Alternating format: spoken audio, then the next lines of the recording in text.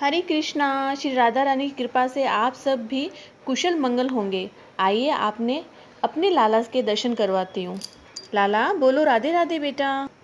आज हम भोजन के ऊपर ही बात करेंगे, क्योंकि आज मेरी बिटिया रानी ने पूछा कि माता, किसी के घर में अधर्म से जो भोजन बनाया जाता है या प्राप्त किया जाता है, उनकी क्या गति होती है, उनका क्या भविष्य अच्छा होता है, वो मुझे बताएं। तो मैंने सोचा कि जब बच्ची को समझाया है तो आज यही टॉपिक आप सभी के सामने क्यों ना रखूं, तो आपको भी समझ में आए कि भाई इन चीज़ों से भी फ़र्क पड़ता है। वो गांव में कहावत है ना, जैसा अन्न वैसा मन। अगर अपवित्र भोजन, गंदे विचार वाला भोजन, अधर्म से कमाया हुआ भोजन तो हमारे मन को मलिन कर देगा, वो वासना की तरफ हमारे मन को भेज देगा। अगर धर्म से कमाया हुआ भोजन हम खाते हैं, हमारे घर में बनता है, तो उससे हमारी बुद्धि ठीक होती है, हमें सही राह चुनने की सोच मिलती है। इसलिए अपने रसोई घर में कभी भी गंदे विचार ना रखें, कभी गंदा भोजन ना बनाएं, और जब भी भोजन बनाएं तो अच्छे विचार रख के भोजन बनाएं। विषय चिंतन तो कभी ना करें। अंदर ही अंदर नाम जपन करते रहें, भगवत चिंतन करते रहें। ऐसा सोचे कि प्रभु को भोग लगाना है, चाहे वो ग्रस्त हो चाहे वो विलक्त हो।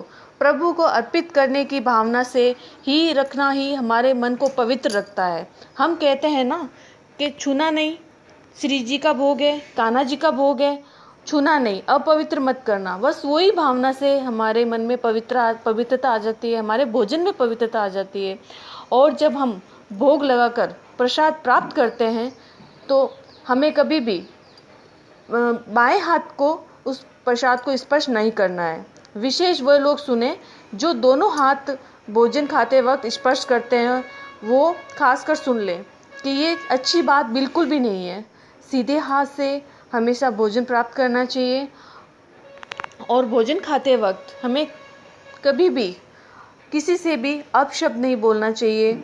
शांत मन से भोजन प्राप्त करना चाहिए, और मन में ये भावना रखें कि जो ये ठाकुर जी का प्रसाद है वो साक्षात हमें ठाकुर जी परोस रहे हैं। श्री जी हमारे सामने बैठी हैं, तो देखिएगा आप कहीं भी मन भटकेगा नहीं। और उसके बावजूद भी अगर मन भटके तो आप एक काम कीजिएगा, चुपचाप शांत होकर उसी प्रसाद को, उसी भोजन को देखते हुए प्राप्त करें और खाएं।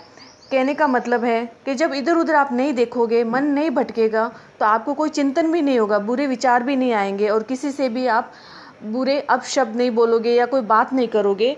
तो चुपचाप शांत होकर वो प्रसाद आपको, आपके शरीर को एक शुद्धि प्रदान करेगा। ये सावधानियां अगर आप रखते हो तो सच बताऊं आपको, वो इंसान अपने को तो तारने की हिम्मत रखता है, लेकिन दूसरे को भी तारने की हिम्मत रखता है। उसकी बुद्धि इतनी अच्छी हो जाती है कि वो सभी को सद्बुद्धि देने की हिम्मत रखता है, और उसकी बुद्धि बहुत अच्छी हो जाती है। इसलिए भोजन जिंदगी का आधार होता है, इसलिए भोजन सही तो सब सही।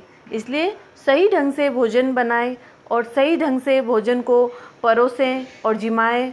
और जब भी भोजन बनाएं तो श्री राधा रानी का रटन करें। अगर वो भी नहीं कर सकते तो ठाकुर जी का मन में चिंतन करते हुए भोजन बनाएं, ताकि सब भोजन अच्छा बनेगा और जो खाने वाला है वो भी सही रहेगा और उसकी बुद्धि भी सही रहेगी। इसलिए प्रेम से बोलिए राधे राधे और सच बताएं।